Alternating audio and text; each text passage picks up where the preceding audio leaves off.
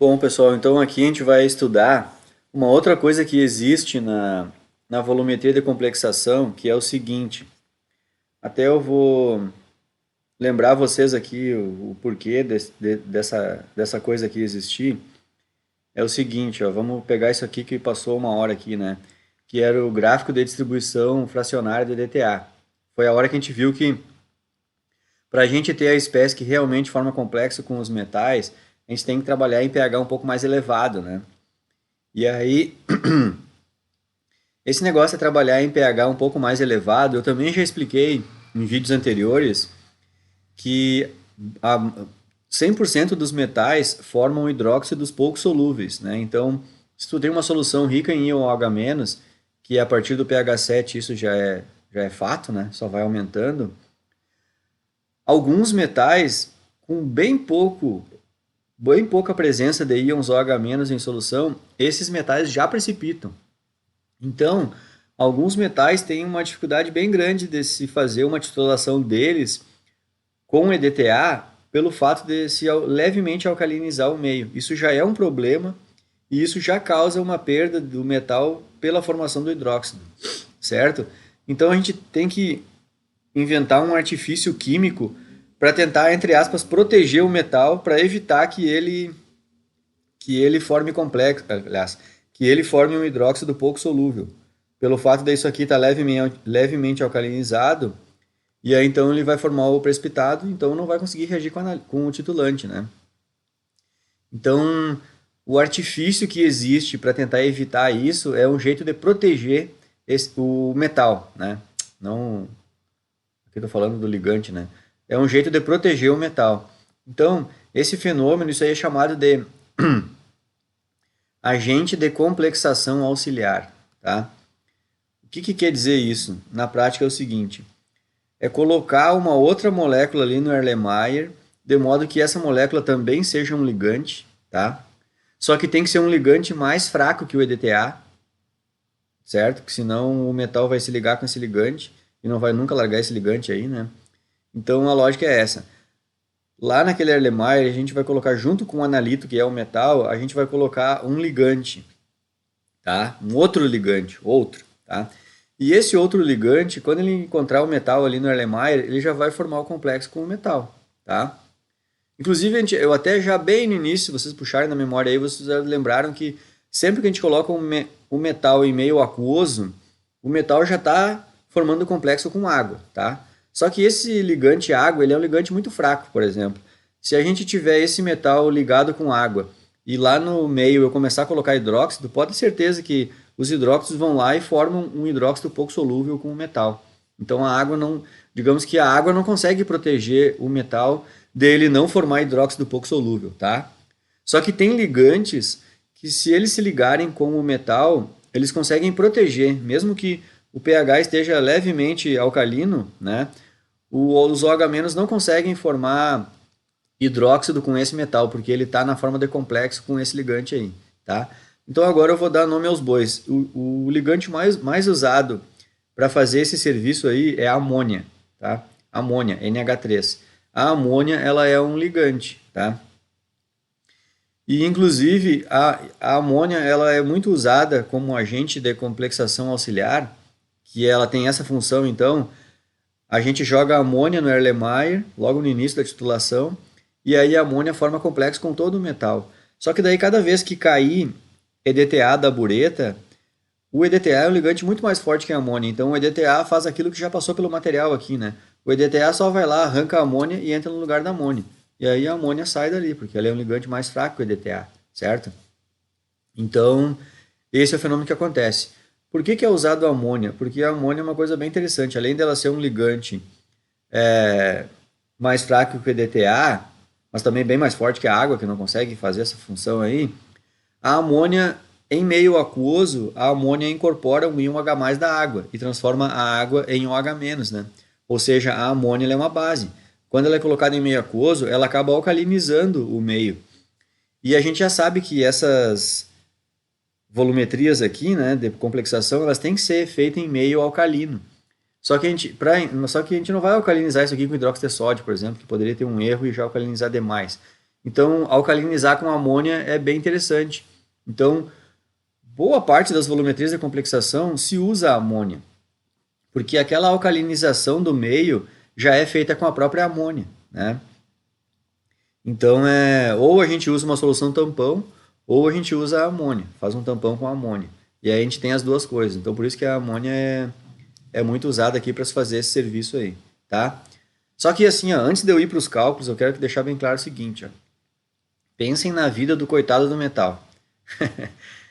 Porque quando a gente for fazer os gráficos, o gráfico a gente fala do quê? Do metal livre, né? E até então a gente já fez exercícios sobre isso, né? A gente já fez uma titulação teórica sobre isso. E vocês viram que a gente sempre fica calculando o cálciozinho. O cálcio era o exemplo do cálcio, né? Mas é o metal. A gente fica calculando a concentração daquele metal que escapou do EDTA, lembram? Pois é. Então agora quando a gente fizer os cálculos, e aí isso vai dar uma aumentadinha um pouco nos cálculos, vocês vão ver que a gente vai ter que calcular o cálcio que escapou do DTA e depois também escapou da amônia. Então o coitado teve que escapar de dois, né? Ele escapou de formar complexo com o DTA e aquela miserinha de nada que escapou do DTA, ainda aquilo ali, parte dele formou complexo com amônia. E aí sim é que fica bem aquela quantidade bem pequena de metal livre na solução, certo? Então aqui eu fiz inicialmente aqui um experimento da teoria da coisa, né? A teoria da coisa é isso, que está por trás, né, dos agentes de complexação auxiliar, tá? Que no caso, a gente achei em todos os exercícios que a gente sempre é a amônia que é usada, né? Então agora eu vou mostrar para vocês quais são os cálculos que a gente faz em relação a isso, né? Então vamos pensar aqui que esse agente de complexante auxiliar é então um ligante. Na real ele é um ligante, né? Então, tudo isso aqui que eu estou mostrando para vocês é assim, ó, é antes de abrir a torneira da bureta. Nem entrou EDTA na história aqui ainda, tá? Então, lá no Erlenmeyer, quando nós só temos o nosso analito, que é o metal, se lá no Erlenmeyer eu colocar um agente complexante auxiliar, por exemplo, a amônia, mas aqui eu expliquei de forma genérica, tá? Se eu colocar um agente complexante auxiliar, ele é um agente complexante. O que ele faz? Ele reage com o metal e forma um complexo, tá? E aí, de acordo com o número de coordenação do metal, o número de coordenação é quantas ligações ele faz, né, para formar um complexo, né? De acordo com o número de coordenação do metal, é o número de ligante que vai se combinar com ele. Aqui, para facilitar a minha vida aqui, eu dei um exemplo só como se o número de coordenação do metal fosse 2, tá? Só para facilitar aqui, para mim não me estender muito, porque mais adiante eu até fiz com bem mais detalhe o cálculo, tá? Quando a gente for, por exemplo, ali, vocês vão ver que eu fiz bem completinho para a realidade que é. Mas aqui, só para exemplificar, vamos pensar que o complexo se forme só com dois ligantes, né? Então a gente teria essa condição aqui, ó. A constante de formação desse complexo aqui, ó, o metal com um ligante, é a concentração dos produtos, que é o metal com o complexo, o metal com um ligante, e os reagentes, metal mais ligante, né? Mas se eu pensar que nesse complexo, quando entrar o segundo ligante, ou pensando que quando entra dois, né? Aí a constante de formação vai ser o metal com dois ligantes, e aqui o metal e a concentração de ligante elevado ao quadrado, né? Porque foram dois ligantes que entraram, né? Isso aqui, pessoal, como é que eu vou explicar para vocês aqui? Ó? A equação escrita desse jeito aqui não é o KF2, né? Na verdade é o KF1 vezes o KF2, entenderam? Porque se eu for escrever o KF2, o KF1 é isso aqui. O KF2 seria o metal com um ligante aqui, né? Metal com um ligante, aí entrava um ligante e aí formava metal com dois ligantes. Então, se eu fosse, até para ficar bem claro aqui, ó, às vezes pega só o meu material, pegando só o material no PowerPoint, né, eu não tem esse detalhe. Tipo, então eu vou botar um quadrado aqui para te mostrar. Se isso aqui fosse só o KF2, tá? Essa equação aqui em cima estaria escrito Ml2, até estaria, só que o reagente aqui não ia ser o metal livre, era esse aqui, ó, o metal já com um ligante. E aqui não ia ser dois ligantes, aqui ia ser só mais um ligante, entenderam? Então é muito parecido com essa aqui, né? Ó, ia ser só metal, ia ser o metal com ligante, e aqui só um ligante, e aí então é isso. Ó. Só a equação do KF2 seria isso. Metal com dois ligantes, aqui embaixo um metal com um ligante, e aqui só um ligante, tá? Mas não é isso que eu quis mostrar, eu quis mostrar que se a gente escrever desse jeito, isso aqui é o KF2 vezes o KF1, tá? E o que vocês vão perceber é que sempre entram, no mínimo, entra 4 ligantes nos metais. E E ainda poucos metais têm número de coordenação 4. A maioria dos metais tem número de coordenação 6. Então entram vários ligantes nesse metal. Então a gente vai ter sempre o KF1 vezes o KF2 vezes o KF3 vezes o KF4, sabe? E aí então na química já existe como a gente já sabe dessa realidade, já existe um jeito de já entregar essa conta pronta aqui pra gente, ó, que é informar os beta. Então o que quer dizer, por exemplo, o beta 1? Beta 1 na verdade é só o KF1, então aqui não tem conta nenhuma. Mas o beta 2 o que quer dizer? O beta 2 quer dizer que já está incorporado nesse valor aqui quando entrou o primeiro ligante e quando entrou o segundo ligante. Então, na verdade, o beta 2 é o KF1 e o KF2, tá? E se eu seguisse essa minha lógica aqui, ó, o metal entrando 3 ligantes, aí nós teríamos o beta 3, e aí eu já tenho o KF1 vezes o KF2 vezes o KF3. Então, esse valor numérico do beta já é as multiplicações das constantes de formação, para agilizar a nossa vida, né? Entenderam? Então nem vim para baixo explicando aqui. Estou explicando essa parte de cima aqui ainda, tá? Antes de mim vir aqui para baixo começar a minha explicação, só quero mostrar para vocês que esses beta aqui é o que a gente encontra lá no Harris. Aqui eu peguei o Harris, eu estou lá no final do livro, aqui nos apêndices já, nas tabelas, né? E aqui a gente tem as constantes de formação dos complexos, tá? Então aqui na constante de formação dos complexos, essa tabela ela é feita da seguinte maneira. Ele inicia dizendo um ligante, percebam aqui que esse ligante aqui é o acetato, e aí abaixo ele começa a colocar vários centros metálicos.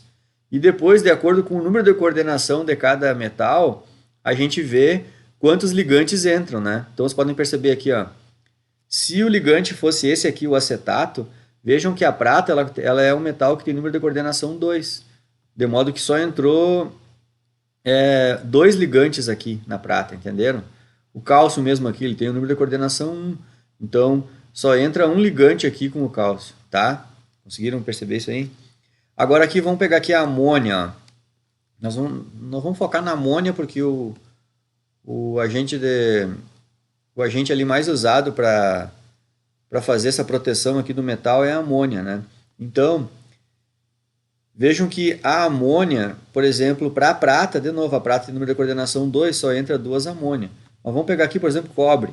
Vejam que se a gente jogar amônia para proteger o cobre, o número de coordenação do cobre é 4. Tanto é que tem 4 constantes aqui, ó. Então entra 4 amônia ali para proteger o cobre. E aí, se vocês olharem lá em cima no eixo aqui, no vertical, o que está escrito lá? O valor do beta, ó. Só que tem um detalhe, lá nas equações a gente usa o beta. E a tabela aqui para facilitar a nossa vida é que esses beta aqui são sempre números bem grandes, né? Então, para facilitar a vida do autor do livro, ele, em vez de ficar escrevendo aqueles números gigantescos, ele fez o log daqueles números. E aí o log do número grande se transforma num número pequeno, tá? Então, é por isso que aqui as tabelas são todas feitas com log. Log do beta 1, log do beta 2, log do beta 3, log do beta 4. Então, esses beta aqui, a gente vai usar lá nas equações, tá? Então, esses beta aqui eles já estão tabelados. Mas saibam vocês que eu acho que todos os autores, ninguém vai colocar esses números aqui sem ser como log, porque são números gigantes, vocês vão até ver como é que são os números. É horrível, um enorme de uns números, hein? Tá? Então é isso que eu quis chamar a atenção. Bom, então vamos voltar aqui e agora eu vou explicar o esquema. Aquela hora eu falei que o metal tem que escapar do DTA e também o metal tem que escapar do agente complexante auxiliar, né? Então é isso mesmo que a gente vai estudar agora. Só que por enquanto aqui eu nem falei de DTA ainda, nem caiu o DTA da bureta. O metal primeiro ele tem que escapar do ligante complexante auxiliar, né? Então agora eu acho que eu vou encerrar esse vídeo aqui e no próximo eu já mostro o cálculo, como é que a gente calcula a quantidade de metal que escapou do ligante auxiliar, tá? Então vou encerrar aqui.